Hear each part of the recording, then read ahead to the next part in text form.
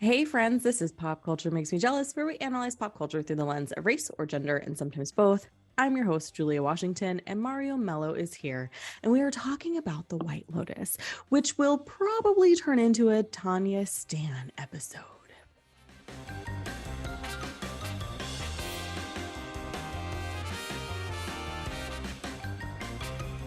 White Lotus first premiered on HBO Max on July 11th, 2021. Season 1 stars Connie Britton, Murray Bartlett, Steve Zahn, Alexandria Daddario, and Jennifer Coolidge, just to name a few. It takes place in Hawaii and is just lousy with wealthy people. Season 2 takes place in Sicily, and Jennifer Coolidge's character is back. New characters are played by Aubrey Plaza, Theo James, Michael Imperioli, and Megan Faye, and so many others. But before we dive in, let me introduce you to my guest. You know him, you love his movie reviews. Mario Mello is back. He is the creator of Movies with Mr. Mario on Instagram, where he reviews current movies and shares industry news. Welcome back, friend. How's it going? I'm so happy to be back. I'm I glad you're feel like here. it's been a while. I know. After you yelling at me about not watching White Lotus, I finally watched White Yes. Lotus, so I I'm so figured you the happy for perfect you. guest. Yes. And there's only certain people I would recommend it to because I'm like, they get it. They'll get the behind the scenes. They'll get the Yeah. what they're trying to say and stuff. So I'm so happy that you Yeah. watched it. Yeah. So, we'll get into it. But like I keep saying, season 1 was a hard watch for me. But season 2, I was like, this is the season. hmm It just got better. It really did. Oh my God. Okay, we'll get into it. But okay, so for folks who may have not seen the series yet or, have seen it, we're just going to do a friendly reminder. This is not a spoiler-free show. No, So if there's you so many haven't seen it and spoilers. you want the spoil and you don't want to be spoiled, stop listening. For everyone else, continue on. Okay, so here's the summary just to kind of refresh ourselves. And this is from the Googles. An all-star cast head to a resort and unleash their worst, most privileged impulses. This series is a sharp social satire following the exploits of various guests and employees of the fictional White Lotus resort chain, whose stay become affected by their various dysfunctions. A week in the life of vacationers is unraveled as they relax and rejuvenate in paradise. With each passing day, a darker complexity emerges in these picture-perfect travelers, the hotel's cheerful employees, and the idyllic locale itself. Mario informed me this week that they filmed season 2 at the Four Seasons in Sicily, and I was like, of course they did. It's beautiful. I'm like, oh, I just want to go. I Especially the know. Sicily one. I'm like, I don't know why, but I've been like watching TikToks about Rome and all this stuff. I And I'm love like, that. I I just want to go. I really like, because I think I told you this, my grandfather came over from Italy, so like I'm like, hmm I'm sure I have still direct family. And two, my mom desperately wants to go back to Italy to visit, so but we're not Sicilian, we're mainlanders. But part of me is like, we can hit Sicily too, right? Like, Yeah. One thing they forgot to say in the summary is that somebody always dies, and oh then the whole show you're trying to figure out who dies because it always starts out with somebody died yeah, at the hotel. yeah, that's interesting that the Googles didn't put that in there. I wonder why. Yeah, because I feel like Interesting, the whole Google. time you're trying to figure out which character is going to be. Yeah, and sometimes you think and then you're wrong. Yep, and then yep, and then season two they even said multiple people died. So now you're trying to figure out how many people are dying and Yeah. who dies. Yeah.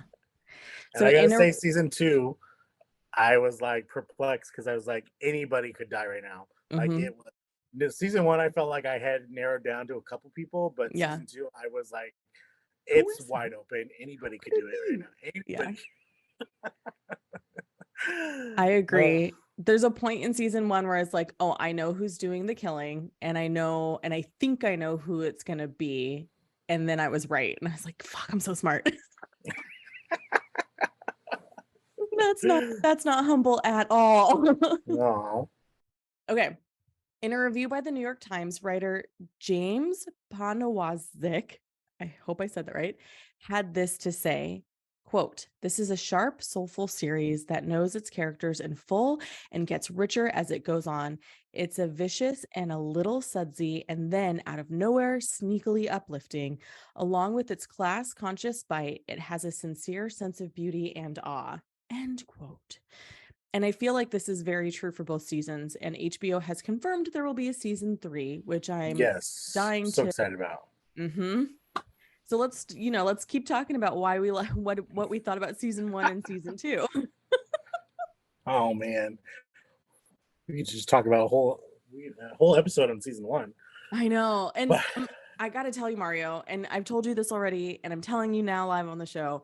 Season 1 was like, I can't with these fucking privileged white yes, people. Like, I get it's a satire, but it's like that. I feel like that's my life 90% of the time in my business world. I'm like, these fucking rich white people. Like, do you understand? People are actually in pain. yes.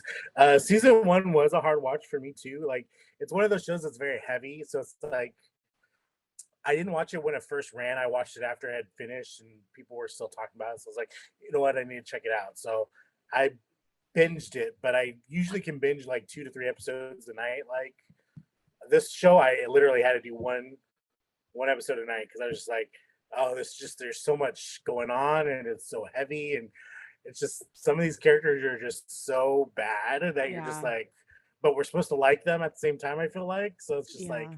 oh man. So I literally did it just only watch one episode a night. So it took me a week to finish it because I believe it's only 7 episodes the first season. I think so. Right? Yeah, Yeah, I think 7 or it's 8. 7 because the second season was 8, and I was like, oh, that's interesting. Yeah. So yeah, it took me a week to finish it, but by the end, like I had to like think about it. I literally had to process it. And then I was like, man, that was a really good show. Like, even though it was like hard to push through and like the characters are the worst and you're just like, Mm-hmm. get away from me. Yeah. You have to applaud the way it was filmed, the way it was, you know, like satire in it, the way it Mm-hmm. was written, and then just like if you think about the characters, like what they're actually going through, and like, yeah, that's probably how they would act, and like how Yeah. realistic it is, especially to our world right now. You're just like, okay, Yeah. And I think the other part for me too that was hard. So like you, it took me a couple, like I think by episode 5, I finally binged like 5, 6, and 7 all in got one it. sitting. But the Yeah, rest was like one here, one there. And the other part of the reason why I think it was hard for me, I've been Brittany O'Grady's character, Paula, where you're like the brown friend and then the white family is just like says stuff and you're just like, oh my God. Especially that same. scene. I thought that scene where Brittany, Paula, and Olivia. Olivia are sitting there, and then Connie Britton's characters comes up, and she's like, you need to. It's such a hard world for white boys right now. You really need to take care of your brother. Da, da, da, da. And it was that scene is so like that is perfect. It was such a perfect scene. It completely encapsulates the satire that Mike White, right, is going Yeah, for. And like it was like, this is it. This is why this show is brilliant, is like everything that led up to that moment. And then Brittany O'Grady's character is like, he's gonna be fine, but she means it in such a different way than yeah. than the mom means it. And you're just like, this is why we have a disconnect. And that was so beautifully executed. I just rewatched the finale tonight before the show, Mm-hmm. and it's Paula talking with Olivia, and she's like, Olivia, you act like you're this big rebel, but really you're just like your parents. Like, Yeah. you may not mean to be, but you are. Like, Yeah. and it would just, and she kind of stopped there, and then Olivia obviously goes into the room and she ends up crying because she knows. Yeah. But it's like, yeah, like you don't have it hard. Like, you may Yeah. think your life is hard, but you don't. You got everything handed You to don't. you. Yeah. And once your friendship is over, you're going to go back to living in your echo chamber of whiteness and wealthiness. And you're going to Yeah, forget about, oh, you can't say things like that. Or, being appalled by the racial things that the parents say that are not supposed to, we really shouldn't say anymore. But they're like, what's wrong with that kind of stuff? yeah. Like those days are numbered for her. Hmm. Okay, Jelly Pops. that's all you get for the White Lotus episode with Mr. Mario Mello. If you want the full episode, head on over to Patreon, patreon.com/popculturemakesmejealous. It's really easy to join, and you can get the episode and all other bonus episodes for the low, low price of $5 a month. Plus the bonus content in each episode of season 3, which was the season we took a look at high school movies. My personal favorite, 10 Things I Hate About You. Thanks for tuning in, y'all. I love this show, and I love you all for listening. And if you join Patreon, I can't wait to see you over there too.